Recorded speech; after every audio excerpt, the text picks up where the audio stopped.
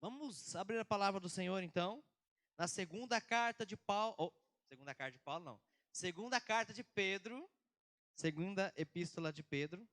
Nós estamos acostumados, né? Estamos fazendo uma série de pregação nas cartas de Paulo, mas é a segunda de Pedro, segunda epístola de Pedro, capítulo 3.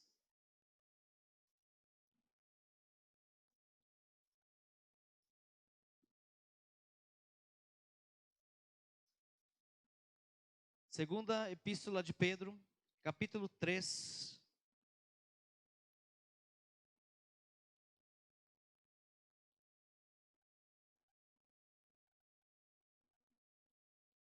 Diz assim a palavra do Senhor: Amados, esta é agora a segunda epístola que vos escrevo. Em ambas procuro despertar com lembranças a vossa mente esclarecida, para que vos recordeis das palavras que anteriormente foram ditas pelos santos profetas, bem como do mandamento do Senhor e Salvador, ensinado pelos vossos apóstolos, tendo em conta, antes de tudo, que nos últimos dias virão escarnecedores, com os seus escárnios, andando segundo as próprias paixões, e dizendo: onde está a promessa da sua vinda? Porque desde que os pais dormiram, todas as coisas permanecem como desde o princípio da criação. Porque deliberadamente esquecem de longo tempo, houve céus como terra, a qual surgiu da água, e através da água pela palavra de Deus, pela qual veio a perecer o mundo daquele tempo, afogado em água.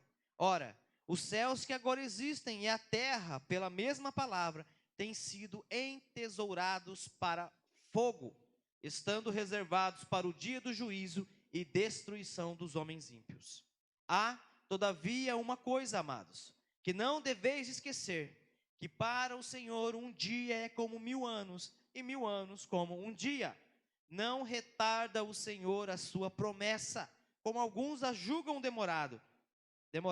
Pelo contrário, ele é longânimo para convosco, não querendo que nenhum pereça, senão que todos cheguem ao arrependimento. Virá, entretanto, como ladrão o dia do Senhor, no qual os céus passarão com estrepitoso estrondo, e os elementos se desfarão abrasados. Também a terra e as obras que nela existem serão atingidas. Visto que todas estas coisas hão de ser assim desfeitas, deveis ser tais como os que vivem em santo procedimento e piedade, esperando e apressando a vinda do dia de Deus, por causa do qual os céus incendiados serão desfeitos e os elementos abrasados se derreterão. Nós, porém, segundo a sua promessa, esperamos novos céus e nova terra, nos quais habita a justiça. Por essa razão, pois, amados, esperando estas coisas, empenhai-vos por ser desachados por ele em paz, sem mácula e irrepreensíveis, e tende por salvação a longanimidade de nosso Senhor, como igualmente o nosso amado irmão Paulo vos escreveu, segundo a sabedoria que lhe foi dada, ao falar acerca destes assuntos, como de fato costuma fazer em todas as suas epístolas, nas quais há certas coisas difíceis de entender, que os ignorantes e instáveis deturpam, como também deturpam as demais escrituras, para a própria destruição deles. Vós, pois, amados, prevenidos como estáis de antemão, acautelai-vos. Não suceda que, arrastados pelo erro desses insubordinados, descaiais da vossa própria firmeza. Antes, crescei na graça e no conhecimento de nosso Senhor e Salvador Jesus Cristo. A Ele seja a glória, tanto agora como no dia eterno. Amém. Vamos orar mais uma vez. Senhor nosso Deus e Pai, neste momento onde temos a Tua palavra aberta diante de nós, pedimos que o Senhor venha com Teu Santo Espírito sobre a nossa vida, iluminar a nossa mente e o nosso coração, para que possamos entender e compreender a Tua palavra. Então somente, ó Deus, eu me coloco como um instrumento do Senhor nas Tuas mãos. Ó Pai, fala a vida da Tua igreja nessa noite, fala a vida dos meus irmãos, ó Deus, que eu diminua, que o Senhor cresça, e que a Tua palavra seja glorificada, pois é em nome de Cristo Jesus que nós oramos. Amém e Amém.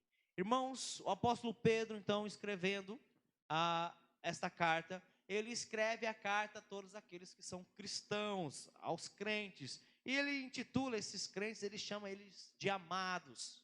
E tanto na segunda, que nós acabamos de ler, como na sua primeira carta, o objetivo de Pedro é trazer à mente das pessoas os acontecimentos, né, daqueles tempos, os acontecimentos de Cristo, a obra de Cristo, para que eles sempre tivessem sobre a sua frente, né, olhando à sua frente, estes acontecimentos, trazendo na sua memória tudo aquilo que Cristo fez por nós, tudo aquilo que Cristo tinha feito, e isto nos traz esperança, isso nos traz no que olharmos, no que nos firmarmos. Porém, ele também nos deixa algumas advertências que ocorreriam no final dos tempos, nos últimos dias. Algumas pessoas iriam aparecer. Então, baseado nisso, nós gostaríamos de meditar com os irmãos no seguinte tema: Jesus prometeu voltar. E este tema, ele é, né, como eu já disse, ele é específico para esta noite, justamente porque nós também temos aqui hoje a mesa do Senhor. E ele faz essa promessa lá em 1 Coríntios. Essa promessa de que ele voltaria está lá, né? Fazer isso em memória de mim até que eu volte. Proclamando o evangelho até que eu volte. É a promessa. Então Jesus nos prometeu que voltaria. Porém, algumas pessoas têm em sua mente que isto é tardio, que isso está longe, que isso talvez não vá acontecer agora. Veja o que ele diz. Então, no primeiro versículo: amados, esta é agora a segunda epístola que vos escrevo. Em ambas procuro despertar com lembranças a vossa mente esclarecida. Ou seja, ele está escrevendo a pessoas que têm conhecimento do assunto, ou seja, pessoas esclarecidas. Não eram pessoas que não tinham conhecimento dos fatos, eram pessoas que conheciam o fato. Só que o objetivo dele era trazer a memória, a lembrança. A palavra de Deus nos fala: quero trazer à memória aquilo que me pode dar esperança. E Paulo também escreve: tudo aquilo que for bom, agradável, se há de boa fama, se alguma virtude há, seja isso que ocupe o nosso pensamento. Hoje nós sabemos que no nosso dia corrido, né, conturbado, muitas pessoas são estressadas, muitas pessoas são deprimidas, porque não trazem na sua memória, são ansiosas, não trazem na sua memória aquilo que pode dar esperança. Elas não têm consigo em suas mentes aquilo que pode dar esperança a elas, e com isso elas vivem ocupadas com as coisas do mundo, elas vivem com seus pensamentos conturbados no mundo, e acabam esquecendo daquilo que nos pode dar esperança, que é a palavra de Deus. E Paulo fala: tudo aquilo que for bom, tudo aquilo que for agradável, seja isso que esteja na nossa mente, no nosso coração. Se algum momento na sua vida vier algo que não é de Deus, repreenda isso, ignore isso, jogue fora e busque trazer à memória o que pode te dar esperança, a palavra de Deus, Jesus Cristo. Se agarre a isso, se agarre nessa esperança. E ele continua no versículo 2, por que eu escrevo isso? Por que ele estava escrevendo isso? Para que vos recordeis das palavras que anteriormente foram ditas pelos santos profetas, bem como do mandamento do Senhor e Salvador, ensinado pelos vossos apóstolos. Então ele fala assim: olha, eu escrevo isso para vocês lembrarem dos profetas. A pregação dos apóstolos de Jesus, todas elas eram baseadas no Antigo Testamento. Eles não pregavam nada por si, eles não inventaram nada. Mas o que eles faziam? Eles pegavam o Antigo Testamento, as profecias, e aplicavam em Cristo Jesus.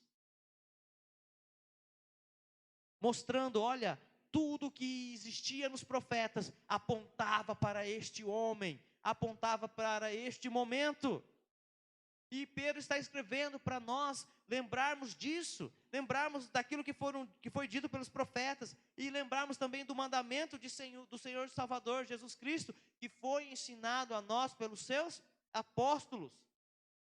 Aqui nesse aspecto nós vemos que o que Pedro está fazendo? Ele já está colocando o ensinamento dos apóstolos em pé de igualdade com as Escrituras.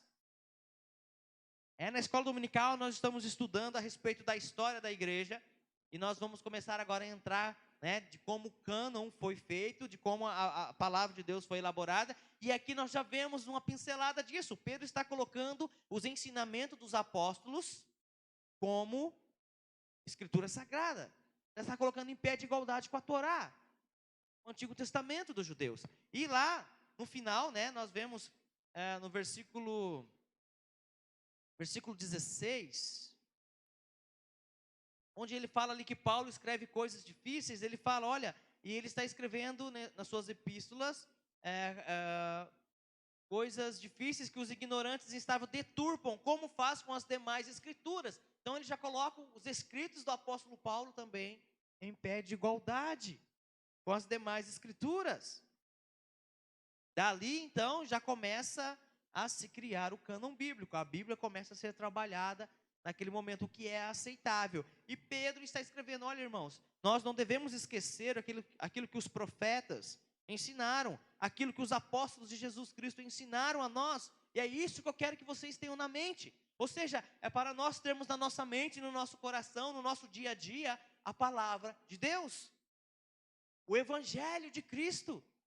É isso que nos move, é isso que nos faz andar, ir adiante, sem temer nada, sem temer até mesmo a morte.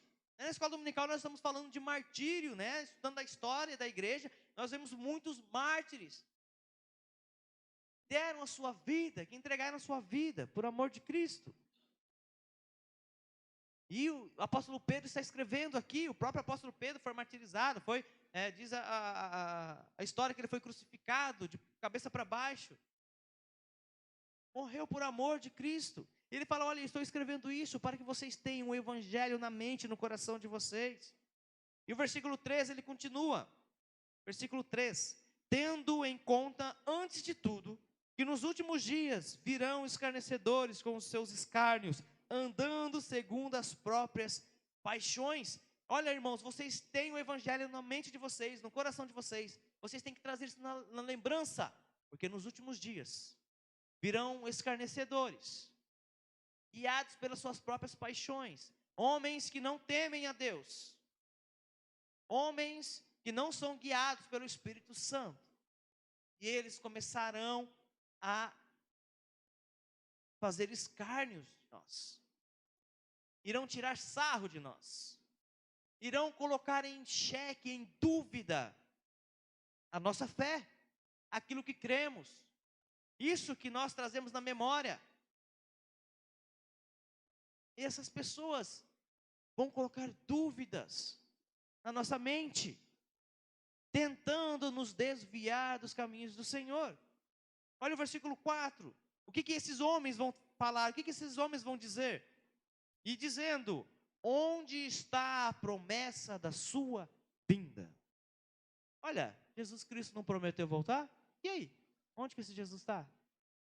Cadê que esse Jesus não volta? Está esperando o quê? Eles irão fazer isso. Irmãos, vamos lembrar dos apóstolos de Cristo. Após Cristo ser assunto aos céus, lá em Atos capítulo 1, que quando Jesus está sendo assunto aos céus, todos eles estão olhando, dois varões vestidos de branco, os anjos do Senhor, aparecem ali e falam, o que vocês estão olhando? Estão olhando para o céu por quê?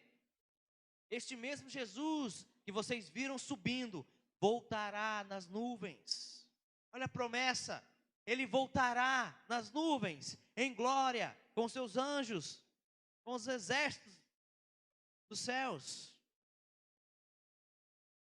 E dali, a partir daquele momento em diante, todos os apóstolos, todos os discípulos viviam a sua vida olhando sempre para o céu, porque eles estavam aguardando a volta do seu Senhor. A igreja primitiva viveu como? Aguardando a volta de Cristo. Para eles, a volta de Cristo era iminente, era já, era agora. Tanto que nós vimos que eles vendiam suas propriedades, distribuíam aos pobres, aqueles que necessitavam. Nós, como que nós vivemos?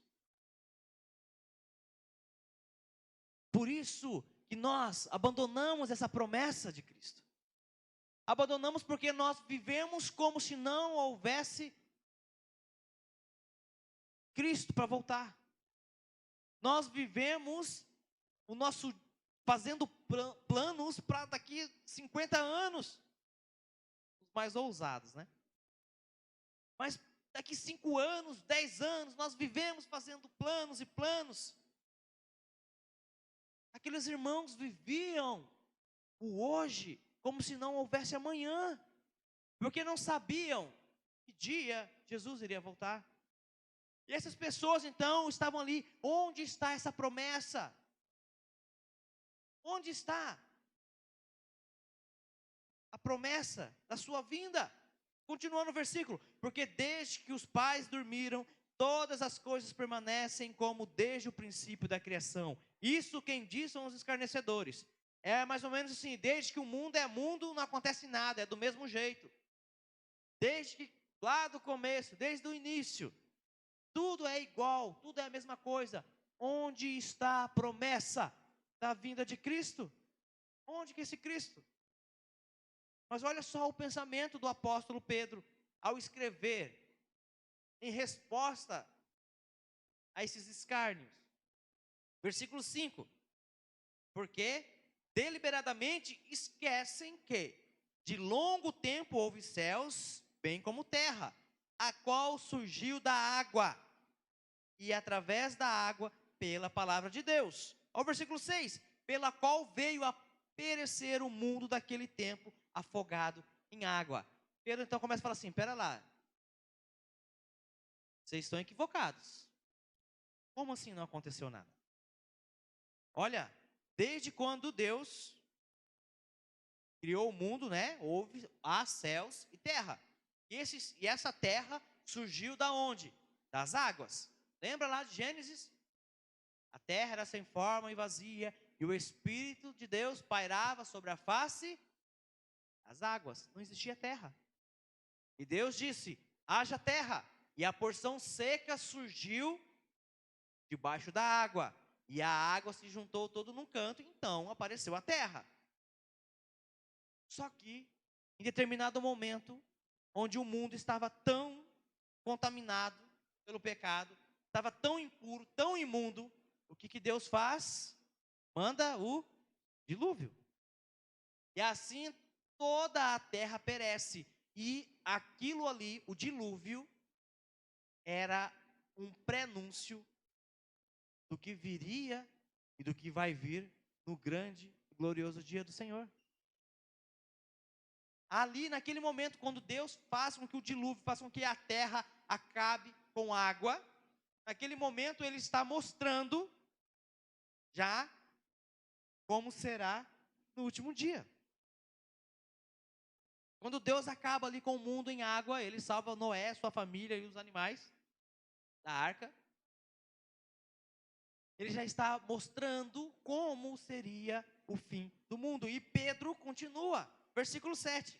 Ora, os céus que agora existem e a terra, pela mesma palavra, têm sido entesourados para fogo, estando reservados para o dia do juízo e destruição dos homens ímpios. Olha, essa terra que pereceu com água, ela agora, esse mesmo céus, essa mesma terra, pela mesma palavra, tem sido entesourado. Entesourado é guardado.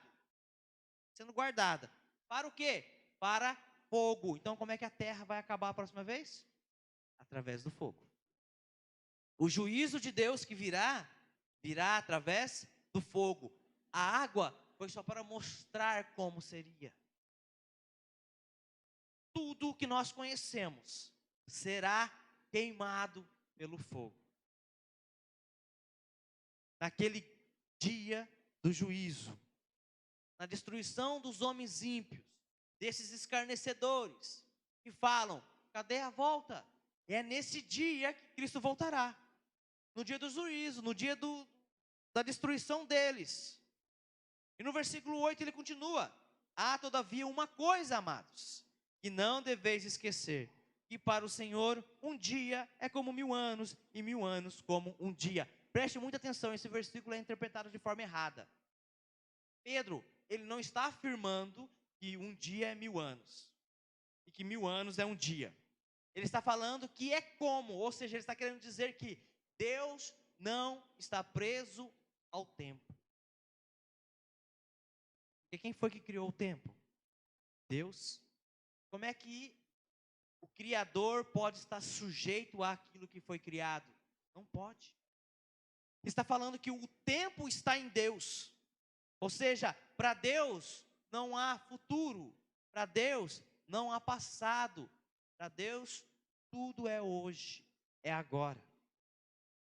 Deus não pode ser medido como nós medimos nosso tempo. O nosso tempo, né? Nascemos, envelhecemos, vivemos, envelhecemos, morremos. Nós somos assim. Deus não, Deus está fora do tempo. Deus está fora do tempo, Ele é o Criador do tempo. É uma outra coisa que nós falamos a respeito de Deus, que Deus está vivo. Deus não está vivo, porque Deus é o Criador da vida. Como é que o que cria a vida pode estar sujeito à vida? Porque quando nós falamos em vida, falamos em morte.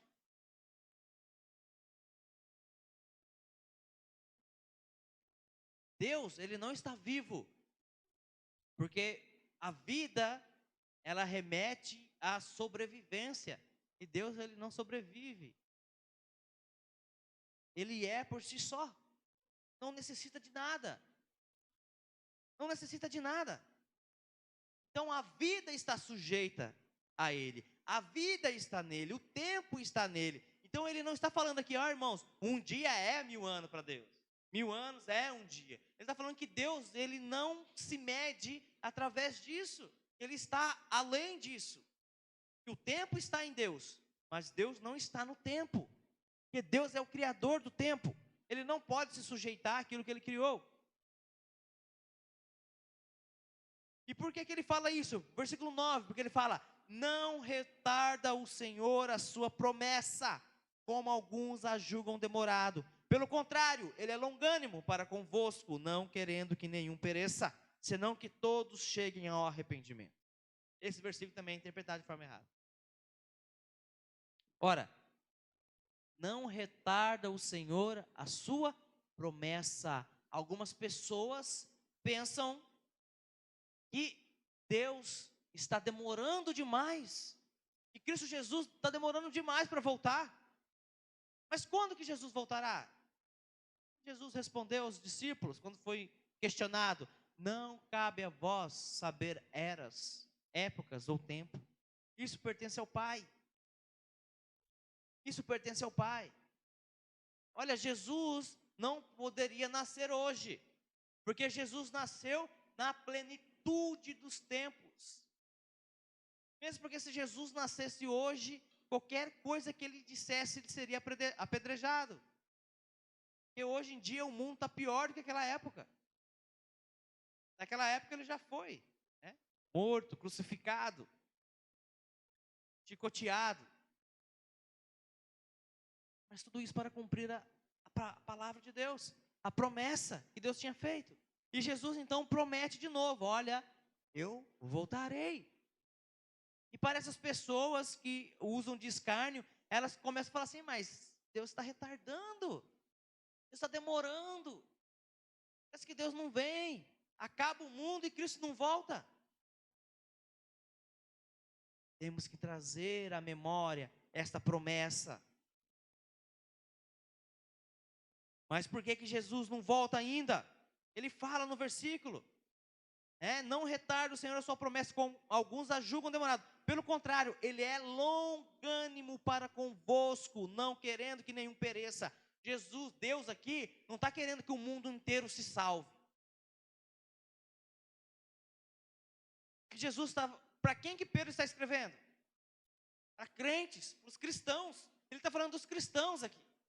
Deus está sendo longânimo para convosco, povo de Deus, igreja do Senhor, não querendo que nenhum de vocês, igreja de Deus, se perca, que todos os eleitos alcancem a salvação, aqueles que virão no futuro também. Por isso que ele é longânimo,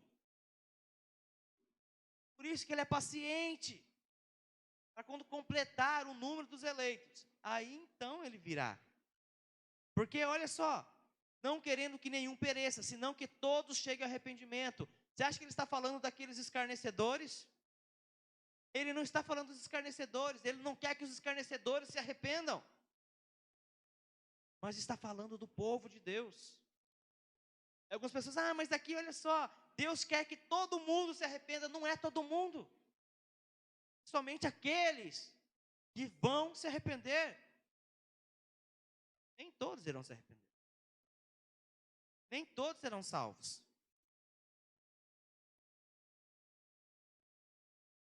Não querendo que nenhum pereça, nenhum dos filhos de Deus. Não é de toda a humanidade, não é de todos os homens, não é dos escarnecedores, não é dos homens ímpios que já estão preparados para o dia do juízo. Falando do povo de Deus. E algumas pessoas interpretam isso como se fosse o mundo inteiro. Deus quer que todo mundo seja salvo. Não, não quer.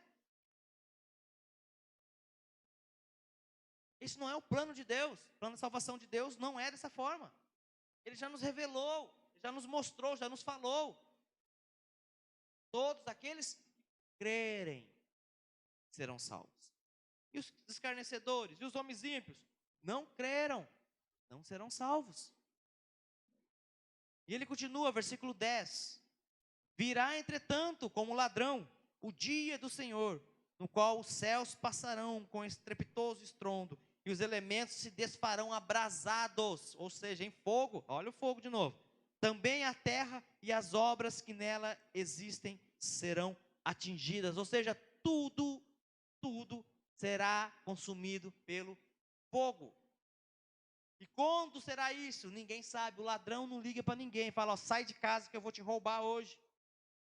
Ele vem sem avisar. Assim como o relâmpago corta de leste a oeste, de norte a sul, não importa a direção, mas que ele nasce de um lado e morre do outro, tão rápido que você não consegue nem piscar o olho, quando vir já foi. E assim será o dia do Senhor.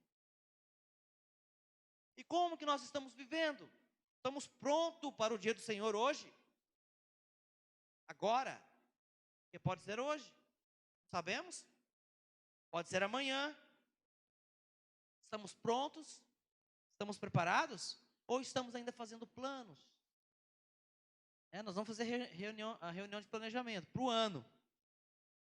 Mas Deus sabe se será cumprido ou não. Deus sabe se Jesus voltará ou não. Só cabe a Ele. É claro que nós temos que planejar o futuro. Mas só que nós temos que viver pronto, como se não houvesse mais. Como se não houvesse mais amanhã. Porque amanhã pode não existir para todos, ou só para você. Você pode morrer, sabemos. O dia do Senhor vem como um ladrão na noite. Inesperado. Ninguém espera, ninguém aguarda. Todo mundo acha que está pronto, mas não está. E Pedro está trazendo isso na memória. Olha, irmãos, vocês têm que trazer isso, vocês têm que estar pronto, têm que estar preparado. Versículo 11. Visto que todas essas coisas hão de ser assim desfeitas, deveis ser tais como os que vivem em santo procedimento e piedade. Tudo isso que nós possuímos será consumido pelo fogo. Tudo isso que nós vemos e existe será consumido pelo fogo. Todas as vezes que a palavra fogo aparece na Bíblia, é para destruição.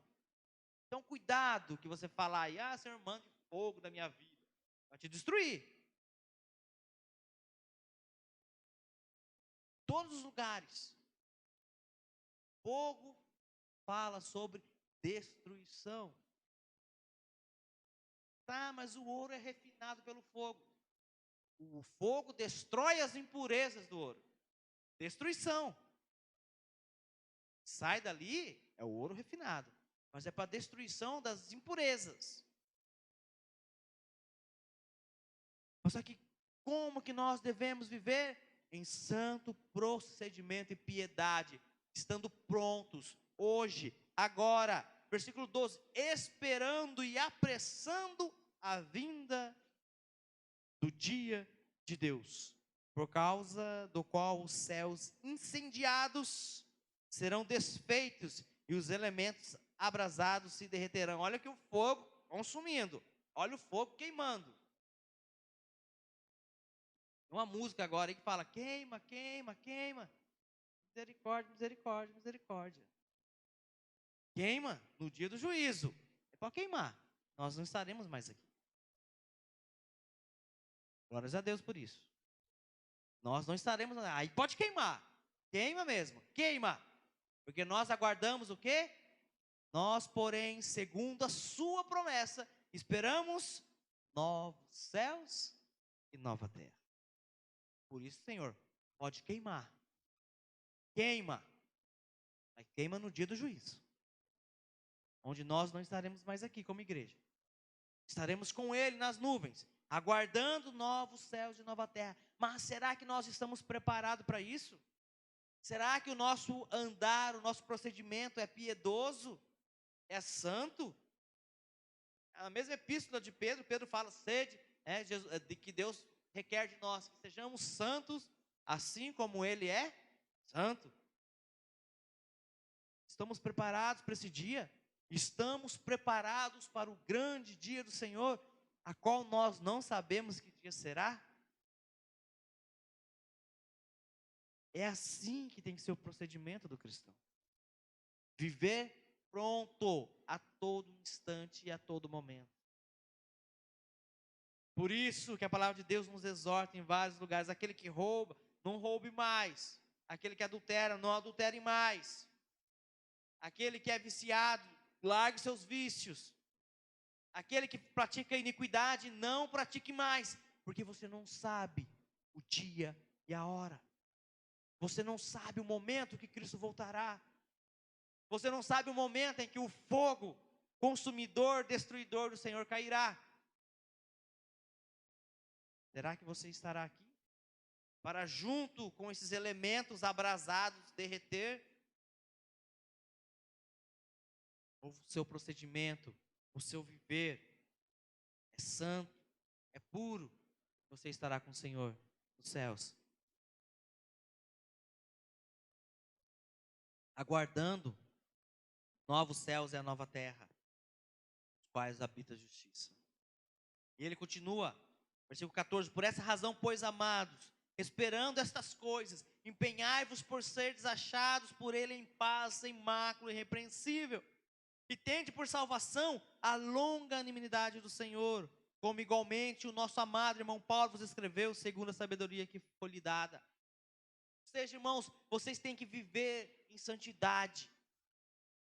Se agarre nessa salvação, se agarre na longanimidade do Senhor. Ou seja, está falando assim: ainda dá tempo, ainda dá tempo. Buscai o Senhor enquanto se pode achar. Longanimidade. Deus é paciente, está aguardando muito tempo para que nós possamos nos acertar, para que nós possamos enxergar a verdade e viver em retidão. Olha a longanimidade de Deus. Imagine se você fosse Deus hoje. Se eu fosse Deus hoje, tinha acabado com tudo já. Acabava com tudo. Olha esse mundo que nós vivemos. Mundo deturpado pelo pecado. Deturpado, né? As mentes das pessoas são corrompidas. A mente das pessoas inventam e maquinam todo tipo de mal. Não é só aqueles que colocam dúvidas: cadê essa promessa que não cumpre? Mas todo tipo de mal a pessoa pensa, a pessoa faz a respeito. Versículo 16: ao falar acerca desses assuntos, como de fato costuma fazer em todas as suas epístolas, falando de Paulo, nas quais há certas coisas difíceis de entender, que os ignorantes e instáveis deturpam, como também deturpam as demais escrituras, para a própria destruição deles. Eles deturpam as escrituras para o seu próprio benefício, mas só que olha só o final deles, para a própria destruição. Eles leem textos isolados e falam: olha, Deus me ama a tal ponto que Deus me dá riqueza, Deus me dá tudo que eu quero. Se eu mando, Deus tem que obedecer. Você é a pessoa mais importante do mundo. Te coloca num pedestal. Olha, estão deturpando a palavra de Deus para benefício próprio. E o final desses é o quê? Destruição. Que leem as escrituras e não entendem. Tem coisas nas escrituras que é difícil. A palavra que Pedro usa aqui, das coisas difíceis, né? Que Paulo escreve, nas quais há certas coisas difíceis de entender, a palavra aqui é obscuro, obscuridade. São coisas obscuras, não, são coisas que nós não conseguimos enxergar. Mas não está falando de nós que temos o Espírito Santo. Está falando de quem? De ignorantes, instáveis, que deturpam a palavra. Esses não entendem, de forma alguma. Por quê? Porque buscam benefício próprio e não buscam viver a verdade do Evangelho.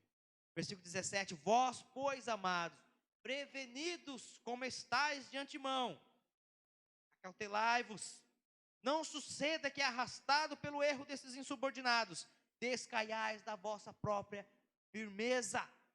Olha, vocês já estão de antemão sabendo do que vai acontecer. Por isso, não deem ouvido a esses insubordinados, essas pessoas que querem mudar as escrituras, essas pessoas que mudam a glória de Deus em glória humana. Não escutem essas pessoas, não ouçam essas pessoas. É isso que ele está escrevendo. Olha, não quero que vocês caiam nesses erros, mas vocês já estão de antemão sendo prevenidos. Cuidado com esses insubordinados, que não respeitam nada, que não respeitam o Evangelho. Vocês não venham cair da firmeza de vocês, da fé, da esperança, dessa promessa que Deus fez e que você esqueceu talvez. Por isso que talvez você não viva como se não existisse um amanhã. Por isso que você não vive olhando para os céus, esperando Cristo. E talvez você esqueceu dessa promessa. Para os apóstolos isso era imediato. Paulo vivia a cada dia aguardando que Cristo voltasse. Nós vivemos como se Cristo não fosse voltar agora. Ah não, Cristo vai voltar aqui quando for meus netos, meu bisneto, meu tataraneto. Cristo vai voltar lá na frente. Eu vou viver minha vida tranquila, sossegada. Você não sabe? Quem te garante isso? Quem te garante isso? Onde está a garantia disso? Mas, como os apóstolos viveram, nós temos que viver hoje, aguardando o dia do Senhor. Hoje, prontos. Será que você está pronto? Para e pensa. Você está pronto? Você está pronto para esse dia? Você está pronto para quando as trombetas soarem e Deus, os céus se abrirem e Jesus vir descendo nas nuvens com seus exércitos?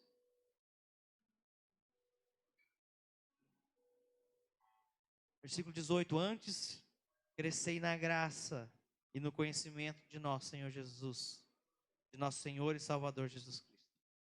A Ele seja a glória, tanto agora como no dia eterno. Crescei na graça e no conhecimento. Como? Através das Escrituras. E as Escrituras nos adverte. Ela nos previne de antemão. E essa promessa está aí para nós. Essa promessa está para se cumprir agora. Essa promessa é para agora. não é para amanhã, não é para o futuro. Mesmo que pareça, mesmo que para nós pareça que é tardia, mesmo que pareça para nós que nunca chegará, só parece. Porque para Deus, ela virá no tempo certo, no tempo exato, naquele momento em que Ele já preparou para nós. Mas será que nós estamos preparados para esse momento? Será que nós estamos preparados para esse grande e glorioso dia? No dia do Senhor? Vamos cantar essa canção agora. E ela fala a respeito disso. Ela fala, e parece que a promessa está longe. Parece que esse dia do Senhor grande e glorioso nunca vai chegar. Parece que as promessas de Deus para nós foram vazias. E é isso que Pedro quer fazer a memória de vocês. E essas promessas são verdadeiras. Elas vão se cumprir, porque aquele que prometeu é fiel. Parece mesmo que esse dia nunca vai chegar. Parece mesmo que suas promessas eu não vou viver. Possuir a terra onde a honra, leite e mel, com meus filhos ao redor, ver suas bênçãos sobre os meus.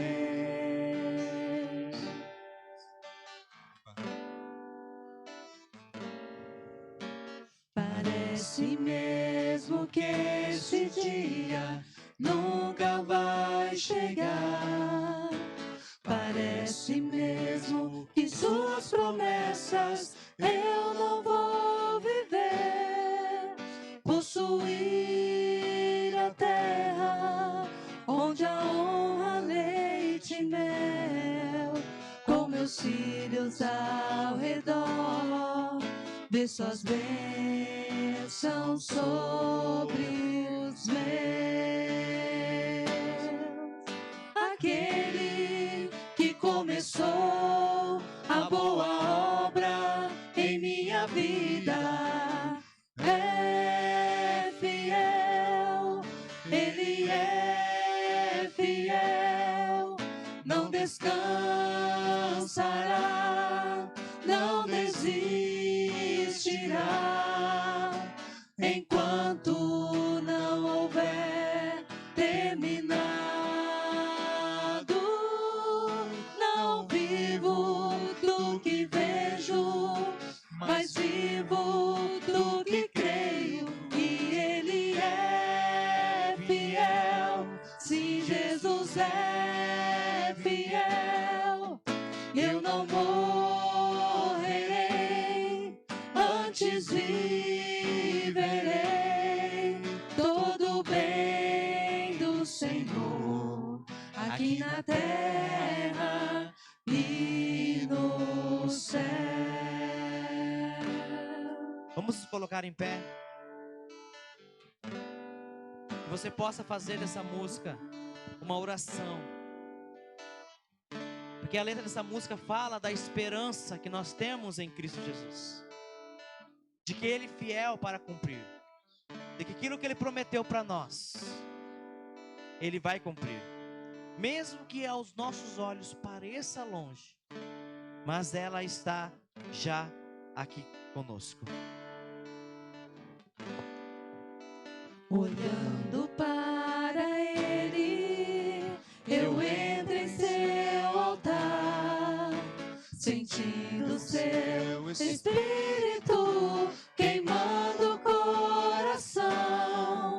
Pai das luzes que não muda, continua a me dizer que essa terra é minha e que nela eu vou viver.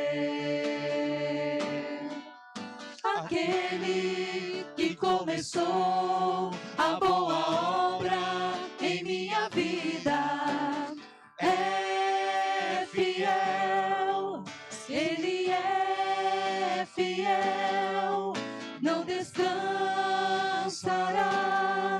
não desistirá,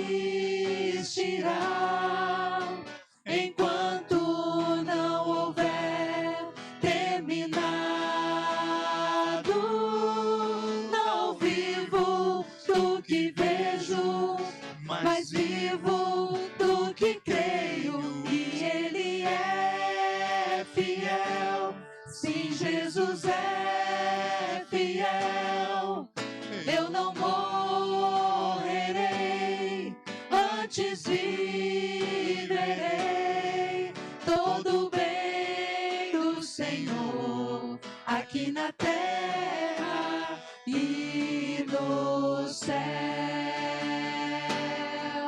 Aquele que começou a boa obra em minha vida é fiel, Ele é fiel, não descansará, não desistirá, enquanto não houver terminado. Não vivo do que vejo, mas vivo do que creio, e Ele é fiel. Sim, Jesus é fiel. Eu não morrerei, antes viverei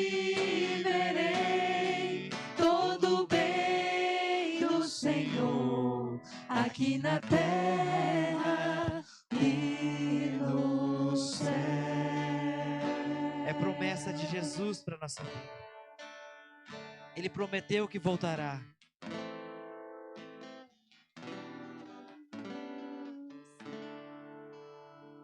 Senhor nosso Deus e Pai, nós cremos em Ti. Nós cremos na Tua promessa.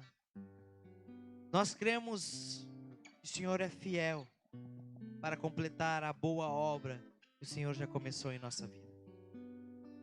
Por isso, ó Deus, nós vivemos por fé.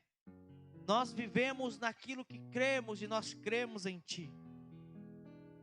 Ó Pai, que o Senhor seja aquele que guie os nossos passos.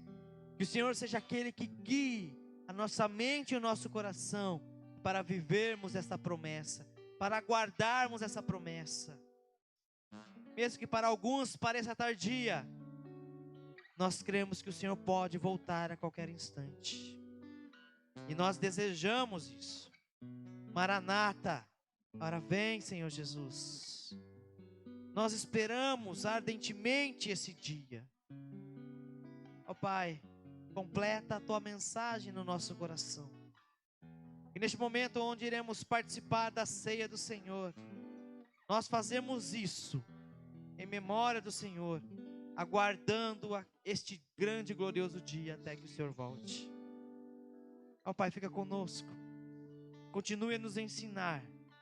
Continue, ó Pai, a dirigir a nossa vida no caminho do Senhor. Para que não venhamos nos desviar. Para que não venhamos, ó Pai, descair da nossa firme esperança, que é Cristo Jesus. Ó Pai, seja conosco. Completa a Tua mensagem, a Tua palavra no nosso coração. Que nessa semana de clamor, ó Deus, nós possamos trazer na nossa mente as promessas que o Senhor tem para a nossa vida. Ó Deus, fica conosco, pois é em nome de Jesus eu oro e agradeço a Ti. Amém e amém. Irmãos, podem se assentar?